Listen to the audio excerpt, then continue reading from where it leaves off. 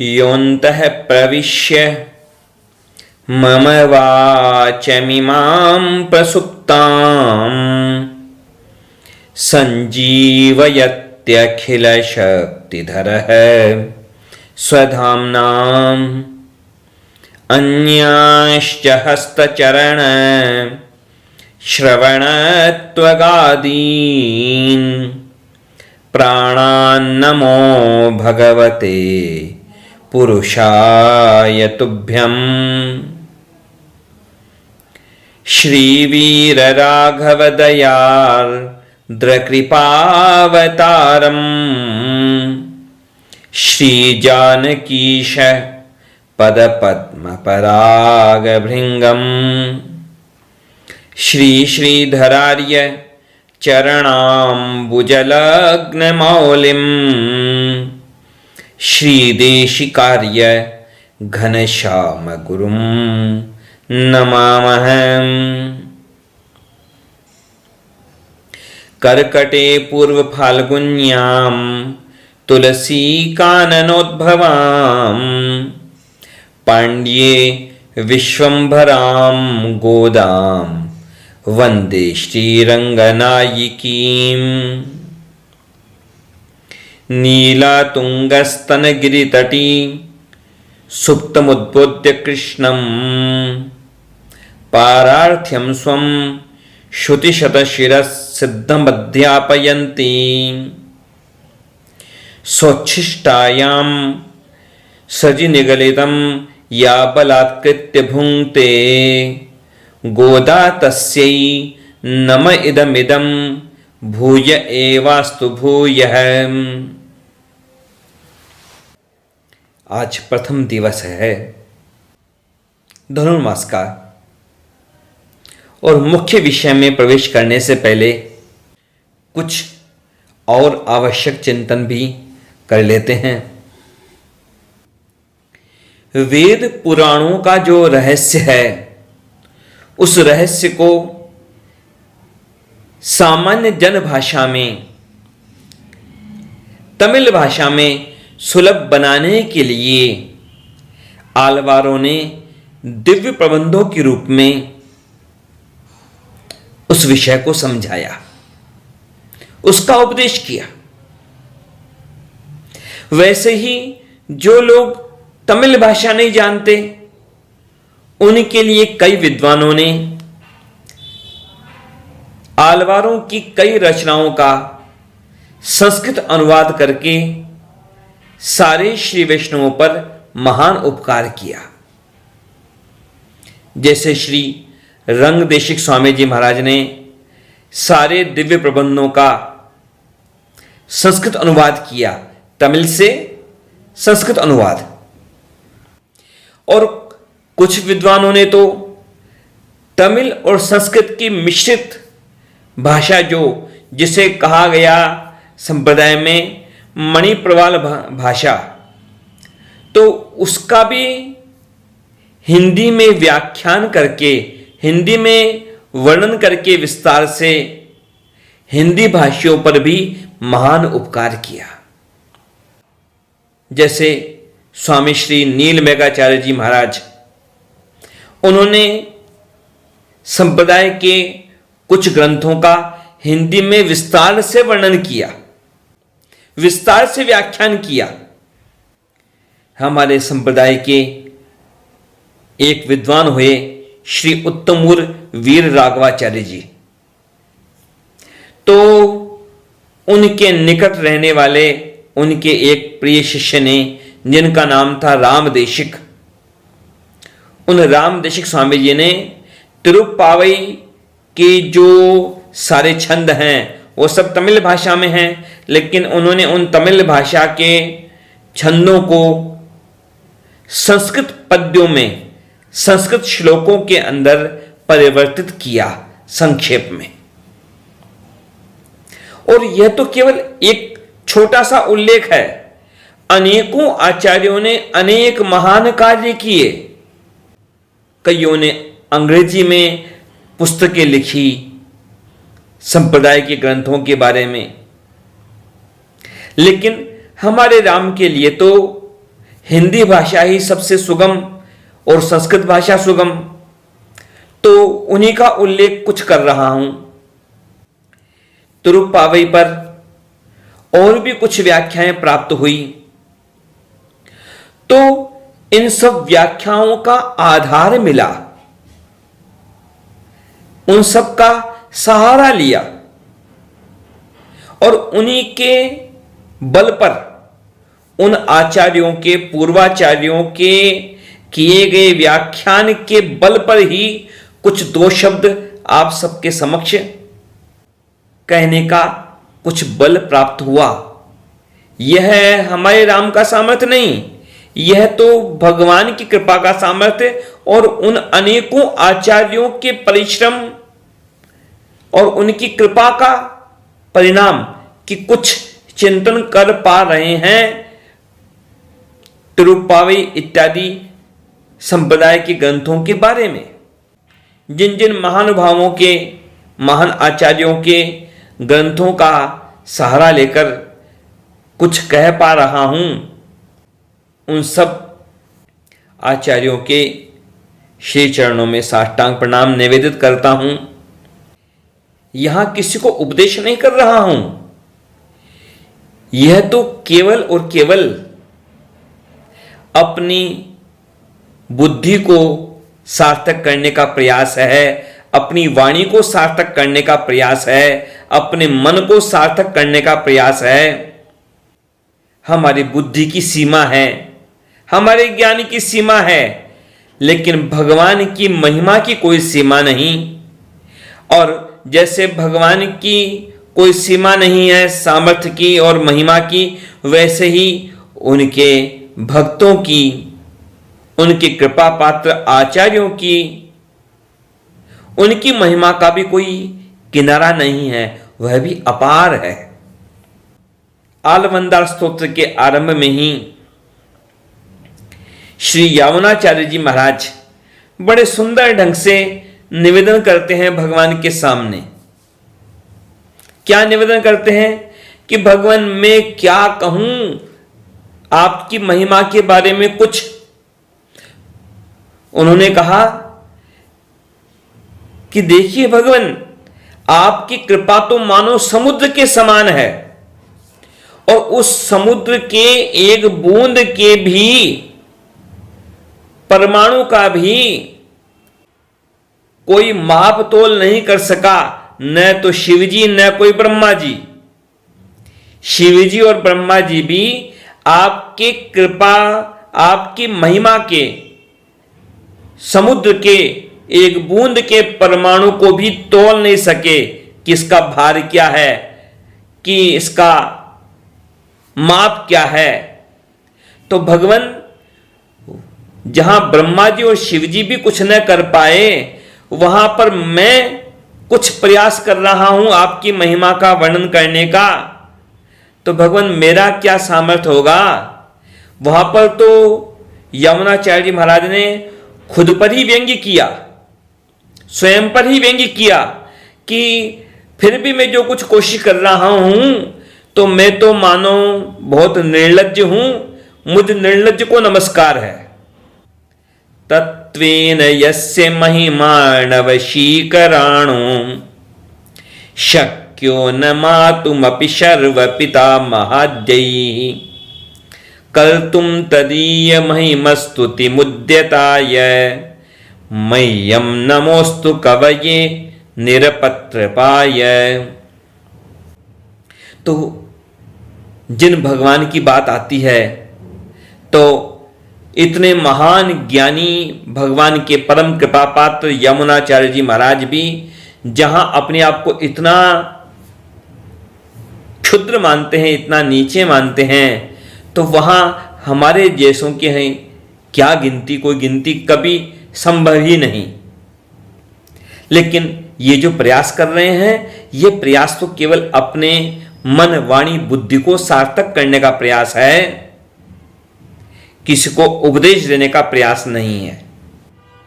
कैसा अद्भुत चरित्र है गोदाम्बा जी का, और कैसा अद्भुत चरित्र है उनके पिता स्थानीय और गुरु स्थानीय श्री विष्णुचित्त स्वामी जी का,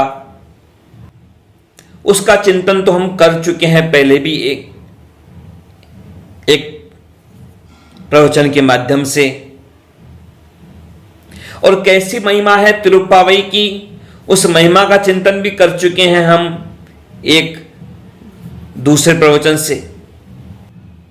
अब हम मुख्य तिरुप्पावई में प्रवेश जब कर रहे हैं तो उसमें प्रवेश करने से पहले जरा हम चिंतन करते हैं उसकी भूमिका का, उसके आधार का, कि कैसे तिरुप्पावई का आरंभ हुआ, कैसे इसकी रचना हुई।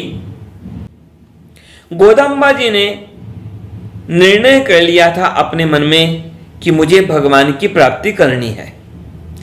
अब प्राप्ति करनी है तो क्या उपाय है, उन्हें पता लगा था। श्रीमद् भागवत में वर्णन है, दशम स्कंद के पूर्वार्ध में, कि गोपियों ने भगवान श्री कृष्ण को पति के रूप में प्राप्त करने के लिए कात्यायनी देवी का पूजन किया था, व्रत किया था। माघ शीर्ष में हेमंते प्रथमे मासी नंद व्रज कुमारी कहा चेरुर हविष्यम भुंजाना कात्यायन्यर्चन व्रतम। तो अब गोदंबा जी ने भी सोच लिया कि मैं भी उस व्रत का नियम का पालन करूंगी भगवान की प्राप्ति करने के लिए। लेकिन एक दृष्टि से देखें तो गोदंबा जी का व्रत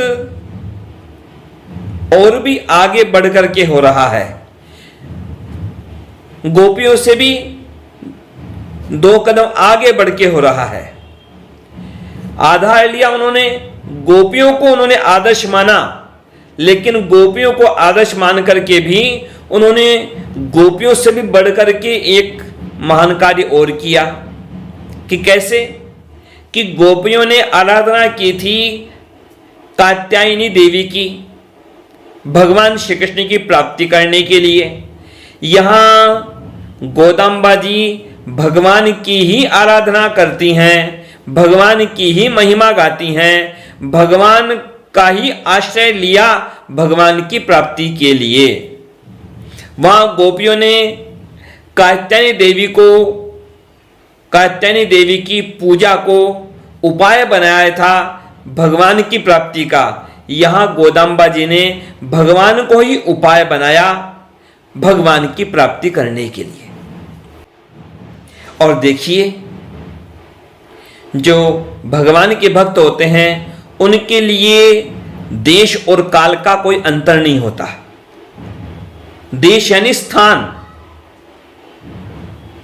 कि वो कहां पर हैं और भगवान की लीला कहां पर हुई, उनके लिए देश का कोई अंतर नहीं होता, स्थान का कोई अंतर उनके लिए महत्व नहीं रखता। जैसे भगवान के लिए कोई भी स्थान की दूरी कोई दूरी नहीं है, वैसे ही भगवान के भक्तों के लिए किसी स्थान की दूरी कोई महत्व नहीं रखती, वो किसी भी स्थान पर पहुंच सकते हैं। और वैसे ही काल की बात है, यानी समय की बात है, चाहे भगवान ने कोई लीला कब की या और उन भक्तों का अवतार कब हुआ, जन्म कब हुआ, लेकिन वो काल की दूरी से, समय की दूरी से उनको कोई अंतर नहीं पड़ता। वो भगवान की किसी भी लीला में प्रवेश कर सकते हैं, भले ही वह लीला कितनी भी पहले हुई या कितने भी बाद में होने वाली हो, क्योंकि भगवान का सामर्थ्य जैसे असीमित है, भगवान कुछ भी कर सकते हैं, तो भगवान के ही सामर्थ्य के भरोसे भगवान के भक्त भी ये सब कार्य कर सकते हैं। भगवान की किसी भी लीला में, किसी भी समय पर, किसी भी स्थान पर पहुंच सकते हैं, भगवान की किसी भी लीला में प्रवेश कर सकते हैं। गोदंबा जी का निवास था कहां पर? विल्लीपुत्तूर नगर में, धनवे नव्यपुर में। गोदंबा जी ने तो वहां पर जो मंदिर था श्री वटपत्रशाही भगवान का, उस मंदिर को तो समझा नंद भवन, उसे माना नंद भवन, और विल्लीपुत्तूर नगर को माना वृंदावन, और वहां पर वटपत्र शाही मंदिर में जो शयन करने वाले भगवान, उनको माना उन्होंने भगवान श्री कृष्ण, और स्वयं को माना एक गोपी। गोपियों के जैसे वस्त्र होते हैं तो वैसे ही वस्त्रों को पहना, वैसे ही केशों को बांधा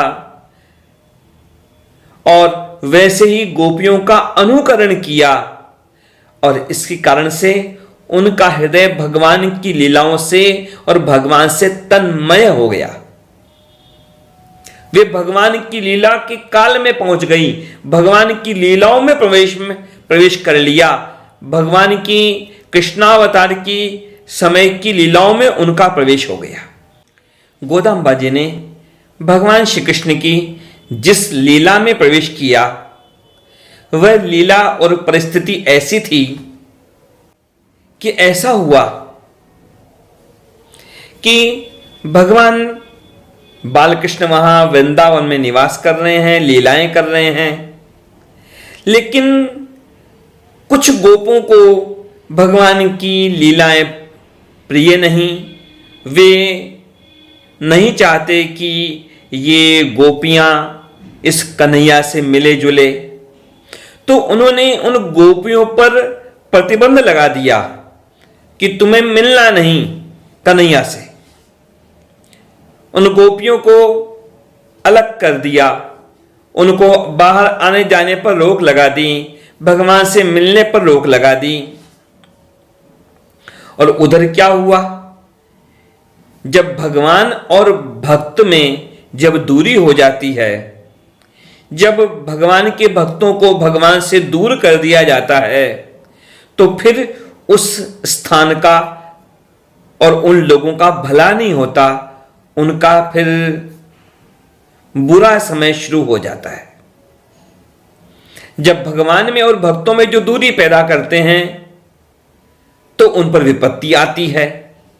और ऐसा हुआ कि वहां वृंदावन में वर्षा बंद हो गई।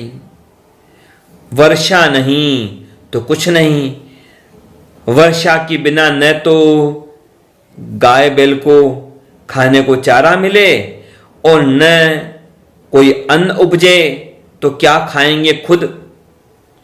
अब जब ऐसी स्थिति होने लगी, तब तो उन गोपों ने विचार किया कि यह तो बड़ी विपत्ति आई, अब इस विपत्ति का क्या उपाय। तो उन्हें ऐसी प्रेरणा मिली कि कोई व्रत किया जाए इन गोपियों के द्वारा, और उस व्रत के द्वारा वर्षा हो जाए। वर्षा के लिए व्रत करें ये सब गोपियां, ऐसा उन्होंने उन गोपियों से कहा। अब व्रत की व्यवस्था कौन करेगा, सामग्री कौन लाके देगा। तो अब आया उन्हीं गोपों के मन में विचार कि ये कन्हैया जो है, ये जितना जानकार है उतना जानकार कोई नहीं। तो इसको तो सब पता है कि कौन सी चीज कहां मिलेगी, कौन सी वस्तु की व्यवस्था कैसे होगी। तो व्यवस्था का कार्य दिया किसे, भगवान श्री कृष्ण को व्यवस्था का कार्य दे दिया गया, और गोपियों को कह दिया गया कि तुम व्रत करो ताकि वर्षा हो। तो कैसी अद्भुत बात हुई कि जो बड़े बूढ़े गोप बाधा बन रहे थे भगवान श्री कृष्ण के और गोपियों के मिलने में, वे खुद ही अब वहां पर हेतु बन गए, कारण बन गए उन गोपियों को और भगवान श्री कृष्ण को परस्पर मिलने में। क्योंकि जिन्हें व्रत करना है और जिन्हें व्यवस्था करनी है उनको तो मिलना ही पड़ेगा। तो उसी लीला में प्रवेश हुआ गोदाम्बा जी का। भगवान की तो अनंत लीलाएं हैं। भगवान की तो किस लीला के बारे में यह न सोचें कि इसका वर्णन यहां नहीं हुआ कि वहां नहीं हुआ। भगवान की लीलाएं तो अद्भुत हैं, भगवान की लीलाएं असंख्य है, भगवान की लीला तो अनवरत है। जब जो चाहता है उसे वैसे प्रवेश मिल जाता है, उसकी योग्यता के अनुसार भगवान की लीलाओं में। अब यहां से प्रवेश करते हैं तिरुप्पावी के पहले पासुर में और उसका जो संस्कृत पद्यानुवाद था उसका चिंतन करते हुए आगे बढ़ते हैं। मासोऽयं मार्गशीर्षो दिनमपि सुदिनं चन्द्रसम्पूरितत्वात् तस्मादुत्थाय गोप्यः शुभतरवपुषः स्नातुकामा प्रयात यः सर्वान् शत्रुवर्गान् तृणमिव मनुते तस्य गोपस्य पुत्रः कृष्णः पद्मायताक्षो दिशति च कर्णान्यस्मदभ्यर्थितानि। यहां गोदाम्बा जी और वे गोपियां मार्गशीर्ष व्रत को आरंभ करती हैं। और कैसे आरंभ करती हैं? भगवान श्री कृष्ण की स्तुति के साथ और देश की शुद्धि यानी स्थान की शुद्धि और काल की शुद्धि इनके साथ। इसमें 3 बातें हैं। यहां पर इस श्लोक में 3 बातें मुख्य हैं कि स्थान कितना पवित्र है और समय कितना पवित्र है और करना क्या है कि स्नान करके भगवान की स्तुति करनी है हमें। तो चलो हम सब स्नान करें और फिर भगवान की स्तुति करें, पूजन करें। अब समय की जो बात है, काल की शुद्धि की जो बात है, उसके बारे में हम सोचें तो देखिए, काल तो सबको ही बुरा लगता है। काल यानी मृत्यु, काल जो सबको नष्ट करता है। लेकिन वह काल भी अच्छा होता है। कब अच्छा होता है? कब शोभा देता है? श्रीमद् भागवत के ही 10वें स्कंद के 30वें अध्याय के पहले श्लोक में और दूसरे श्लोक में काल का वर्णन किया गया। भगवान के अवतार काल का वर्णन किया गया कि काल जो सबको कष्ट देने वाला है, वह काल कैसा हो गया कि सारे गुणों से युक्त हो गया, परम शोभन हो गया। क्यों हो गया ऐसा? जो काल सबको सताता है वह इतना अच्छा कैसे हो गया? क्योंकि उसमें भगवान अवतरित हो रहे हैं, भगवान प्रकट हो रहे हैं, भगवान का दर्शन हो रहा है, भगवान का उस काल में प्राकट्य हो रहा है, भगवान से युक्त हो गया वह काल, भगवान का दर्शन प्राप्त हो रहा है सबको उस समय भगवान का। इस कारण से वह काल इतना अच्छा हो गया।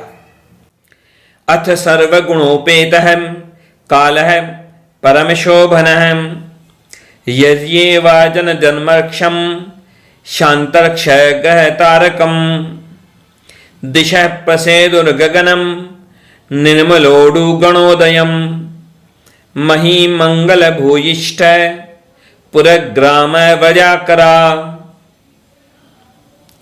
भगवान श्री राम के अवतार काल का जब वर्णन किया गया है रामचरितमानस में, तो कैसा वर्णन किया गया? नवमी तिथि मधुमास पुनीता शुक्ल पक्ष अभिजित हरिप्रीता। आगे क्या कहा गया? मध्य दिवस अति शीतन घामा पावन काल लोक विश्रामा। पावन काल कि लोग सारे संसार में तो लोग परेशान होते हैं कि अरे काल आ गया यानी मृत्यु आ गई, लेकिन यहां कहा गया पावन काल। यह काल पावन है, पवित्र है कि क्यों? भगवान का दर्शन हो रहा है, दर्शन मिलने वाला है। वैसे भी जो पंडित लोग हैं जब कोई पूजन करवाते हैं तो क्या बोलते हैं? एक श्लोक बोलते हैं बारंबार, तदेव लग्नम सुदिनम तदेव ताराबलम चंद्रबलम तदेव विद्याबलम दैवबलम तदेव लक्ष्मीपते तेंग्रियुगम स्मरामि। कि कई बार विचार होता है ना पंचांग की दृष्टि से, कौन सा लग्न अच्छा है, कौन सा दिन अच्छा है, कि तारा बल है कि नहीं है, कि चंद्रमा अनुकूल है कि नहीं है, चौथा 8वां 12वां चंद्रमा तो नहीं है, प्रतिकूल तो नहीं है, बाकी देवता अनुकूल है कि नहीं है। तो सबके बारे में क्या कहा गया कि वही लग्न अच्छा है, वही दिन अच्छा है, और वही तारा बल है, वही चंद्रमा का बल है, वही विद्या का बल है, वही देवताओं का और भाग्य की अनुकूलता है। कि कब? कि जब भगवान के श्री चरणों का स्मरण किया जाए। भगवान का जो काल रूप है उससे तो ब्रह्मा जी भी डरते हैं। श्रीमद् भागवत में ही स्वयं भगवान श्री कृष्ण के श्रीमुख से कहा गया, एकादश स्कंद के 10वें अध्याय के 30वें श्लोक में, लोकानाम लोकपालानाम मद्भयम कल्पजीविनाम ब्रह्मणोपि भयम मत्तो द्विपराध परायुषः। भगवान का काल रूप है तो ब्रह्मा जी भी डरते हैं कि उनका समय बीता तो उनकी भी मृत्यु आई, दूसरों की तो बात ही क्या। विष्णु पुराण में वर्णन आता है कि जब अक्रूर जी प्रस्थान करते हैं भगवान श्री कृष्ण की ओर, मथुरा से कंस के कहने पर जब प्रस्थान करते हैं वृंदावन की ओर, तो क्या कहते हैं? अपने मन में अपने आप को कहते हैं, अद्य में सफलम जन्म सुप्रभाता भवन निशा यदु निद्रावपत्राक्षम विष्णोर्द्रक्ष्याम्यहं मुखम। कि आज मेरा जन्म सफल है, आज मेरी रात्रि जो बीती वह सफल, और ये जो नया जो प्रभात हुआ है यह सफल। कब और क्यों? क्योंकि मुझे आज भगवान का दर्शन होगा। निश्चित बात है, समय वही पवित्र है, वही सार्थक है, वही अनुकूल है, वही समय सबसे अच्छा है जब भगवान का दर्शन होने वाला हो। और इस धनुर्मास के व्रत का आरंभ कब होता है? इसका होता है आरंभ माघ शीर्ष मास में आरंभ होता है। कुछ चीजें ऐसी भी हैं कि जिनके बारे में अभी शोध करना आवश्यक है, अनुसंधान करना आवश्यक है। कि जब गोदम्बा जी ने इस व्रत का आरंभ किया था उस समय सूर्य की स्थिति तो स्पष्ट है, पर चंद्रमा की स्थिति कैसी रही और कैसा रहा उसके बारे में कुछ खगोलीय चिंतन करना आवश्यक है स्पष्ट होने के लिए। लेकिन उतनी बारीकियां पता न हो तब भी कोई समस्या नहीं, क्योंकि मूल लक्ष्य तो जो है वह तो स्पष्ट है, भगवान के श्री चरण यही लक्ष्य हैं। आरंभ हुआ है इसका माघ शीर्ष की पूर्णिमा को। और माघ शीर्ष कैसा मास?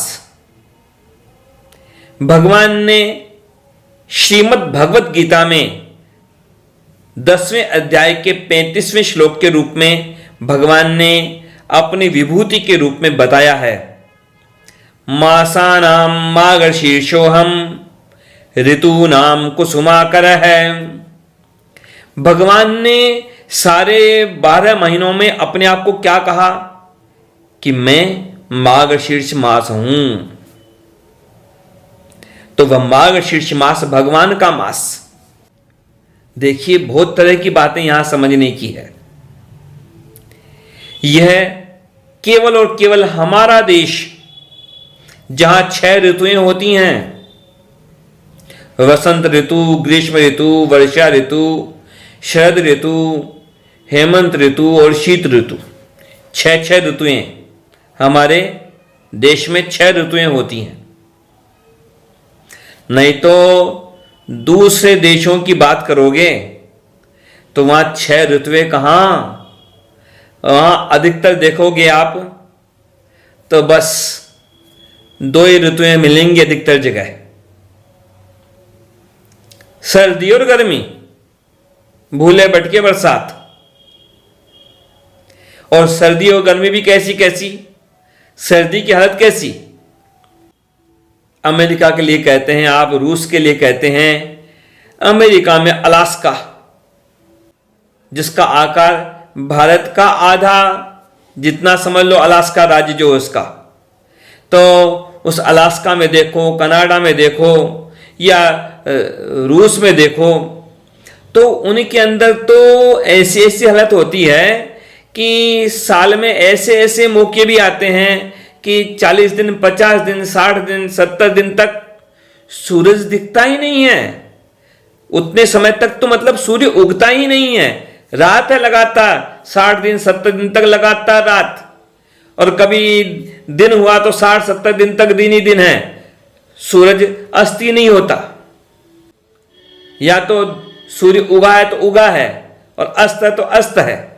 क्या हालत, कनाडा में ऐसी हालत। और सर्दी में कैसी सर्दी, भारत में ऐसी सर्दी की स्थितियां बहुत कम जगह पर, भूले भटके कुछ जगहों पर हैं। बिल्कुल ही हिमालय पर्वत पर ही चले जाओ तो बात अलग हुई, नहीं तो बाकी सर्दी नहीं है इतनी ज्यादा। दूसरे देशों में, कई यूरोपीय देशों में, अमेरिका में, रशिया में तो ऐसी स्थिति है कि यदि 0 डिग्री तापमान का दिन मिलता है तो उसे भी वो बहुत अच्छा मानते हैं। हम लोगों में, भारतवासियों में शायद 1-2% लोगों ने ही 0 डिग्री टेम्परेचर का अनुभव किया हो कभी। और वहां हालत क्या कि 0 डिग्री टेम्परेचर भी है तो उसे अच्छा दिन मानते हैं। 0 डिग्री पर भी बच्चों को भी बाहर ले आते हैं, छोटे बच्चों को भी, गोद के बच्चों को भी, कि 0 डिग्री ठीक है तापमान, ऐसा मानते हैं। अपने देश में न तो कोई बिल्कुल, कोई न तो कोई माइनस में जा रहा है, वहां तो ऐसी ऐसी हालत -20, -40, -70 तक। 0 मतलब बर्फ जम जाए, उसे 0। और जब उससे नीचे जाता है जितना जितना, वो माइनस। अपने देश में ऐसी हालत नहीं। गर्मी तो है ही है, लेकिन वर्षा भी है, सर्दी भी है, गर्मी भी है। ऐसे कितने दिन होते होंगे अपने देश में अधिकतर लोगों के सामने कि जब उन्हें सूर्य भगवान का दर्शन नहीं मिले। ऐसे गिने चुने दिन होते होंगे, कभी बारिश में और कभी सर्दी में, गिने चुने दिन जब सूर्य भगवान का दर्शन नहीं मिले। लेकिन जिन देशों को अच्छा अच्छा मानते हैं, यूरोप को, अमेरिका को, वहां पर ऐसे दिन कम होते हैं जिसमें सूर्य भगवान का दर्शन बराबर मिलता हो। अपने देश में धूप सेंकने के लिए लोग समुद्र किनारे नहीं जाते, वहां जाते हैं कि क्यों? क्योंकि धूप मिलना मुश्किल है, उनको उजाला मिलना मुश्किल है। ये जो उनके जो अभिवादन है, गुड मॉर्निंग इत्यादि, good morning, good afternoon, good night इत्यादि जो हैं उनके, इसके पीछे भी कारण है। अपने यहां तो भगवान का स्मरण होता है, जय श्रीमन नारायण, राम राम, जो भी कहो। तो लेकिन वहां पर क्यों? क्योंकि वहां पर गुड मॉर्निंग मतलब हाँ भाई दिन, अभी सुबह अच्छी हो गई भाई, हाँ भाई सूरज निकल गया, कि हाँ भाई प्रकाश हो गया, तो ये बड़ी बात है। उन देशों की विशेषता उनके मौसम से नहीं है, उन वहां पर रहने वाले अनुशासन में रहते हैं, साफ सफाई से रहते हैं और सफाई रखते हैं, गंदगी नहीं फैलाते। अपने देश में लोग गंदगी फैलाते रहते हैं कहीं पर भी। तो बाकी देखो तो भगवान ने हमारे देश में जितनी अनुकूलताएं दी हैं, इतनी अनुकूलताएं और कहाँ मिलेंगी। हमारे जो महीनों के नाम हैं, वो महीनों के नाम भी सार्थक हैं। लोगों के द्वारा, पश्चिमी लोगों के द्वारा जो महीनों का जो क्रम चलता है वह चलन में है, तो ठीक है, चल रहा है, जनवरी फरवरी इत्यादि नाम चल रहे हैं, पर उसमें किसी भी तरह का कोई साइंटिफिक सिस्टम नहीं है, कोई वैज्ञानिक सिस्टम नहीं है। हमारे जो भी महीनों का जो क्रम है वह पूरी तरह से वैज्ञानिक नियम है। जो हमारे जो महीनों के नाम है, जैसे क्रम से देखें तो चैत्र, वैशाख, ज्येष्ठ, आषाढ़, तो ये नाम ऐसे ही नहीं है। वहां पर तो अलग अलग लोगों ने अपने अपने नाम पर रख लिए। जैसे जूलियस सीजर हुआ, रोम का सम्राट, तो उसके नाम पर जुलाई महीना हो गया। जूलियस सीजर के नाम पर जुलाई महीना। एक अगस्टस करके हुआ वहां का राजा, उसके नाम पर अगस्त हो गया। लेकिन अपने जो ये जो नाम है महीनों के, वो पूरे वैज्ञानिक रूप से हैं। चैत्र, वैशाख, ज्येष्ठ, आषाढ़, इन महीनों में चंद्रमा जो होता है पूर्णिमा के दिन। चैत्र मास कब होगा? जब पूर्णिमा के दिन चित्रा नक्षत्र होगा तो वह चैत्र मास। पूर्णिमा के दिन जिस महीने की पूर्णिमा को विशाखा नक्षत्र होगा वह वैशाख मास। जिस महीने की पूर्णिमा को ज्येष्ठा नक्षत्र होगा वह ज्येष्ठ मास। तो ये सारे महीने जो भी हैं वो बिल्कुल वैज्ञानिक नियम से हैं। केवल किसी व्यक्ति के नाम पर रख दिया ऐसे नहीं है। और बाकी भी हम देखें, यह तो बात हुई काल की कि समय कैसा शुभ है। यह जब गोदाम्बा जी ने, उन गोपियों ने वह नियम आरंभ किया, धनुर्मास का आरंभ किया। और दूसरी तरफ हम देखें स्थान की बात, यह भारत देश, यह सबसे पवित्र स्थान है, पवित्र, सबसे श्रेष्ठ।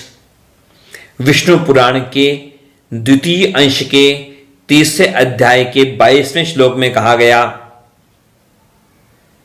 भारत का वर्णन करते हुए, अत्रापि भारतम श्रेष्ठम जम्बूद्वीपे महामुने, यतो हि कर्म भूरेशा यतोन्या भोग भूमयः,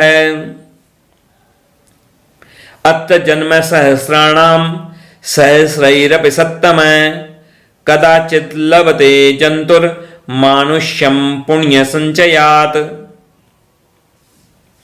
कि इस भारत देश में जन्म कब मिलता है? जब अनेकों जन्मों का, हजारों जन्मों का पुण्य इकट्ठा हो जाए तब मिलता है यहां जन्म। देवता भी प्रशंसा करते हैं इस भारत भूमि की।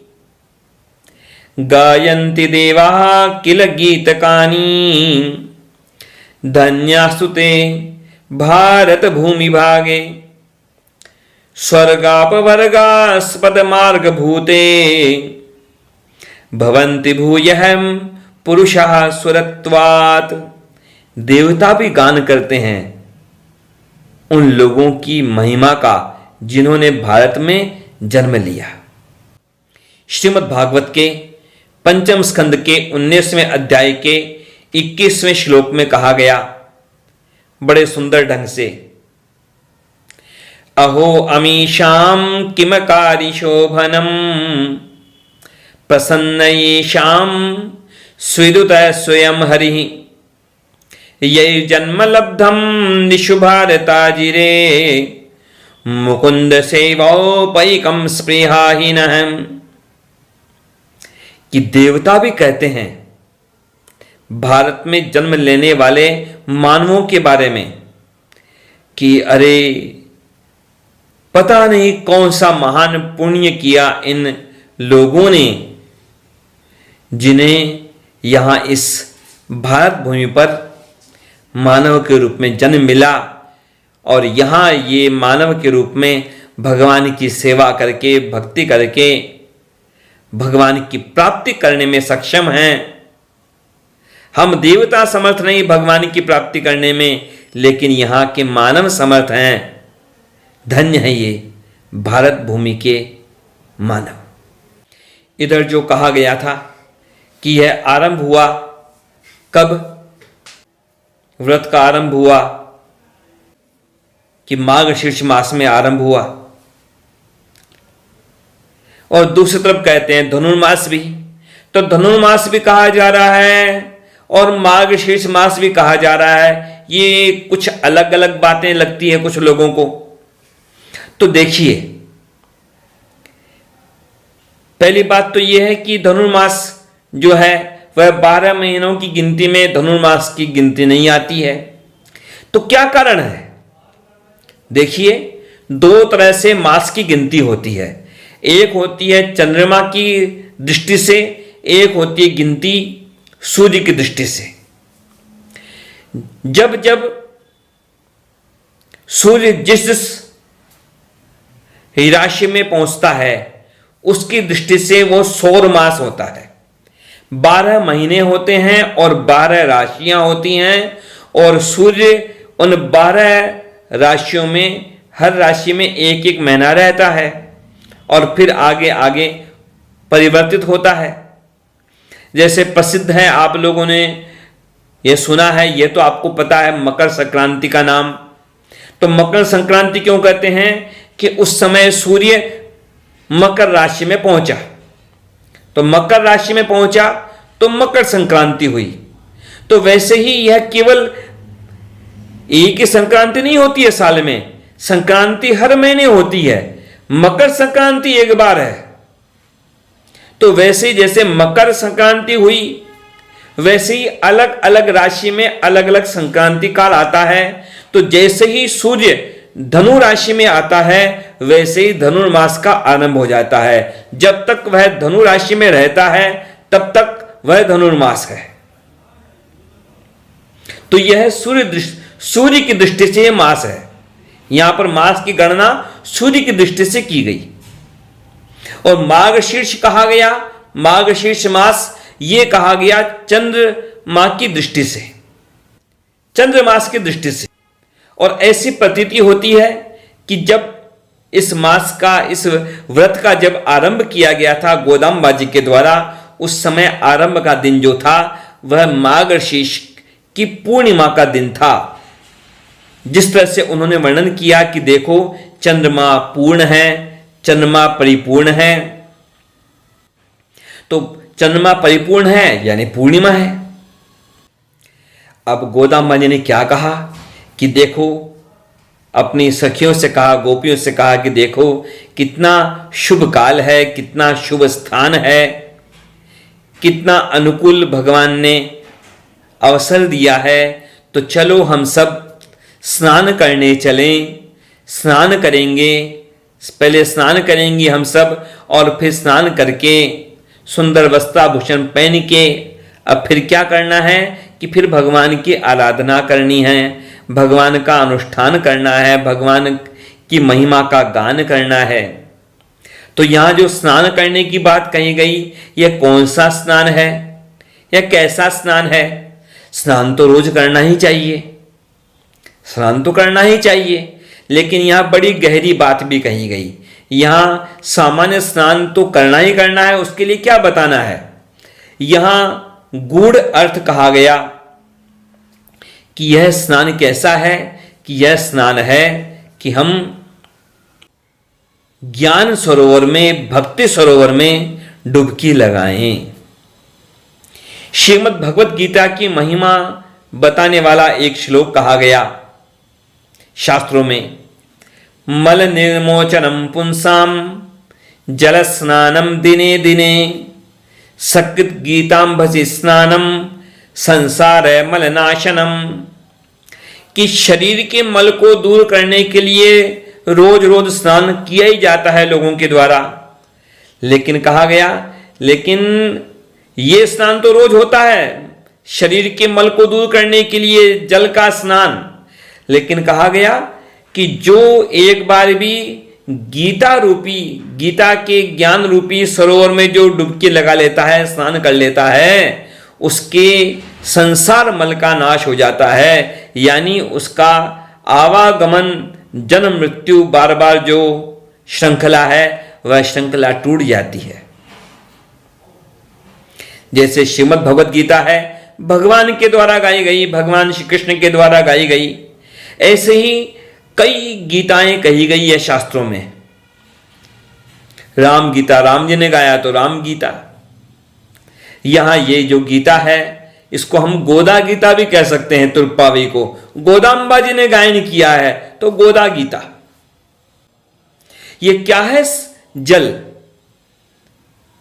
हरि भक्ति विलास ग्रंथ में सनातन गोस्वामी जी कहते हैं यथा समस्त लोकानां जीवनम सलिलम स्मृतम तथा समस्त सिद्धीनां जीवनम भक्ति दृश्यते।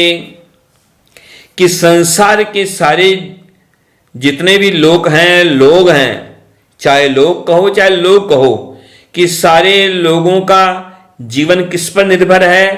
पानी पर निर्भर है।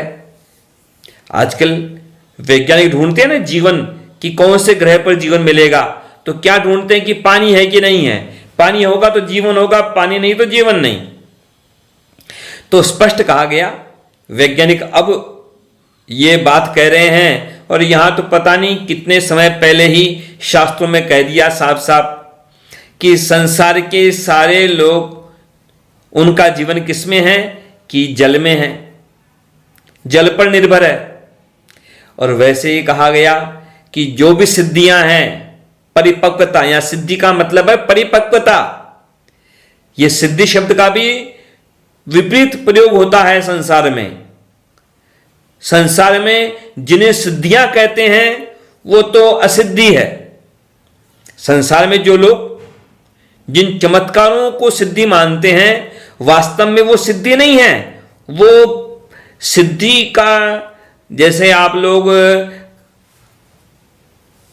यदि कुछ विज्ञान को आप हिंदी में पढ़ो, विज्ञान की बातों को, तो क्या कहेंगे कि प्रयोग के द्वारा सिद्ध करो, प्रयोग के द्वारा ये सिद्ध करो। तो सिद्ध करना मतलब परिपक्वता होनी उस बात की। तो जो परिपक्व होता है वह चमत्कार के चक्कर में नहीं पड़ता, जो कच्चा होता है वही उसके चक्कर में पड़ता है। तो यहां कहा गया कि सारी सिद्धियों की परिपक्वता कब है? कि भक्ति में परिपक्वता है। और जैसे गोदाम्बा जी की बात है, तो हमारे जो संप्रदाय में आलवार संतों की बड़ी महिमा, उन्हीं पर निर्भर है बाकी आचार्यों की परंपरा। उन आलवारों के ज्ञान पर, उन्हीं की भक्ति पर निर्भर है बाकी परंपरा। तो ये जो आलवार शब्द है, ये आलवार शब्द का तात्पर्य क्या? तमिल में आलवार शब्द का तात्पर्य है कि जो भगवान की भक्ति में डूबा हुआ, भगवान के भक्ति सागर में डूबा हुआ।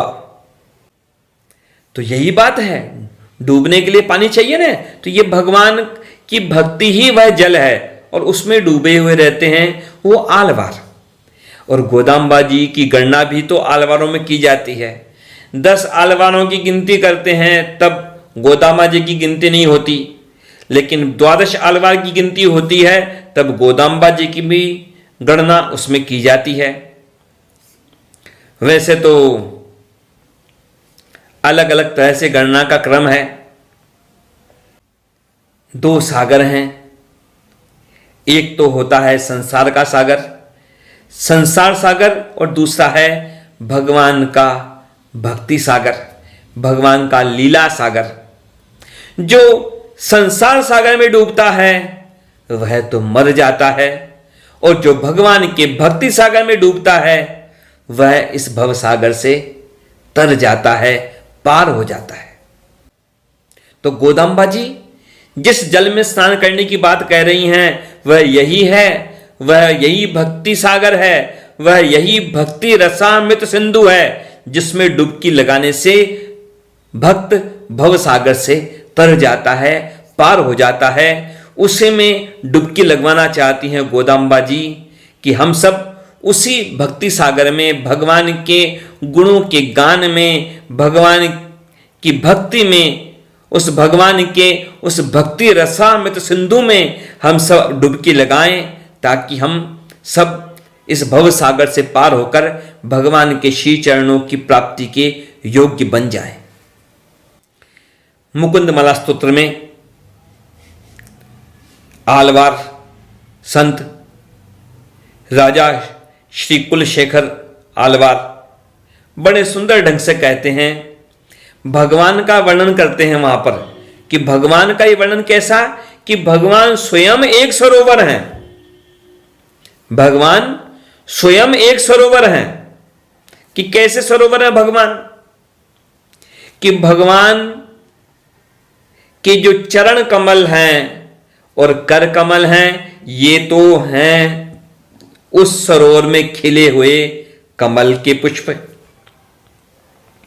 और अब सरोवर के अंदर मछलियां होती हैं, तो मछली कौन है यहां पर?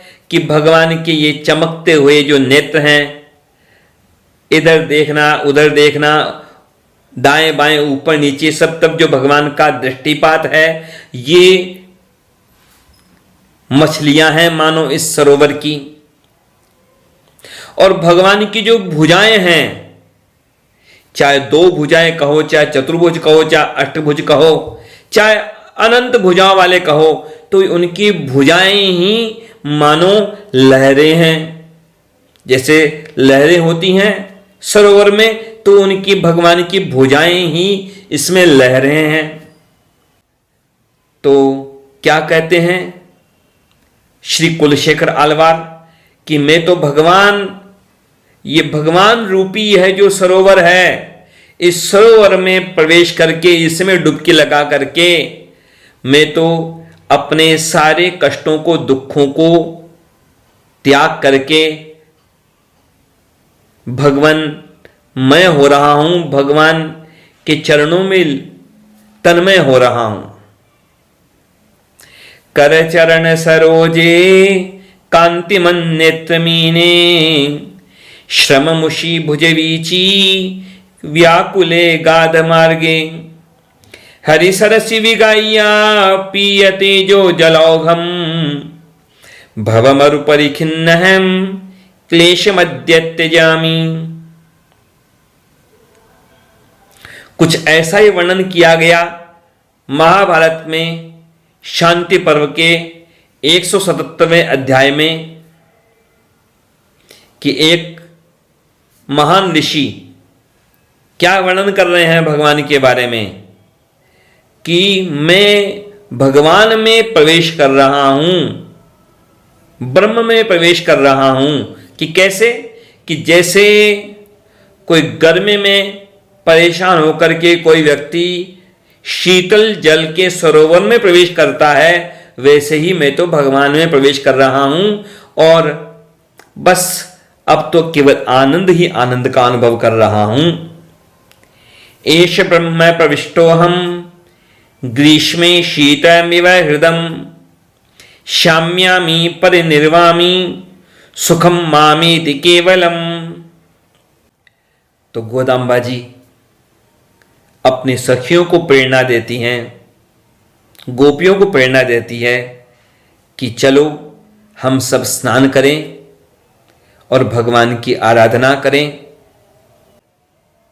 तो भगवान की श्री चरणों में प्रार्थना है, गोदाम्बा जी के श्री चरणों में प्रार्थना है कि जैसा भगवान चाहें, जैसा गोदाम्बा जी चाहें, वैसे ही उन्हीं के अनुसार हमारा जीवन बने और हम भगवान की कृपा दृष्टि के योग्य बने, भगवान की किसी रूप से भी सेवा करने के योग्य बने।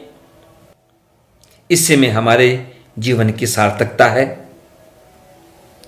जय श्रीमन नारायण।